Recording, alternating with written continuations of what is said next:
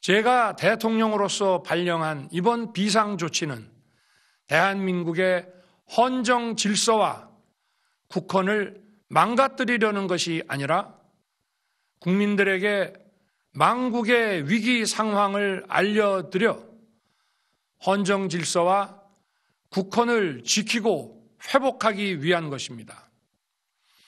소규모이지만 병력을 국회에 투입한 이유도 거대 야당의 망국적 행태를 상징적으로 알리고 계엄 선포 방송을 본 국회 관계자와 시민들이 대거 몰릴 것을 대비하여 질서 유지를 하기 위한 것이지 국회를 해산시키거나 기능을 마비시키려는 것이 아님은 자명합니다. 자유민주 헌정 질서를 회복하고 수호하기 위해 국민들께 망국적 상황을 호소하는 불가피한 비상조치를 했지만 사상자가 발생하지 않도록 안전사고 방지에 만전을 기하도록 하였고 사병이 아닌 부사관 이상 정예 병력만 이동시키도록 한 것입니다. 저는 이번 비상계엄을 준비하면서 오로지 국방장관하고만 논의하였고 대통령실과 내각 일부 인사에게 선포 직전 국무회의에서 알렸습니다. 각자의 담당 업무 관점에서 우려되는 반대 의견 개진도 많았습니다. 저는 국정 전반을 보는 대통령의 입장에서 현 상황에서 이런 조치가 불가피하다고 설명했습니다. 군 관계자들은 모두 대통령의 비상계엄 발표 이후 병력 이동 지시를 따른 것이니만큼 이들에게는 전혀 잘못이 없습니다.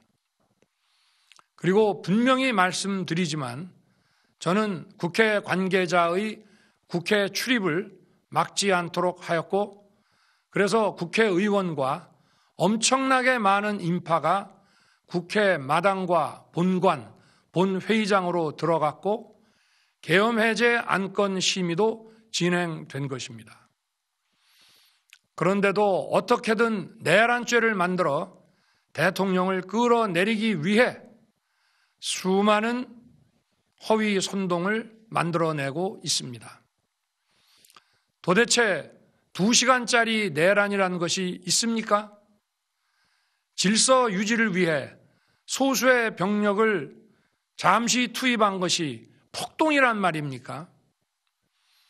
거대 야당이 거짓 선동으로 탄핵을 서두르는 이유가 무엇이겠습니까? 단 하나입니다. 거대 야당 대표의 유죄 선고가 임박하자 대통령의 탄핵을 통해 이를 회피하고 조기 대선을 치르려는 것입니다. 국가 시스템을 무너뜨려서라도 자신의 범죄를 덮고 국정을 장악하려는 것입니다. 이야말로 국헌 문란 행위 아닙니까? 저를 탄핵하든 수사하든 저는 이에 당당히 맞설 것입니다. 저는 이번 계엄 선포와 관련해서 법적, 정치적 책임 문제를 회피하지 않겠다고 이미 말씀드린 바 있습니다. 저는 대통령 취임 이후 지금까지 단 한순간도 개인적인 인기나 대통령 임기, 자리 보존에 연연해 온 적이 없습니다.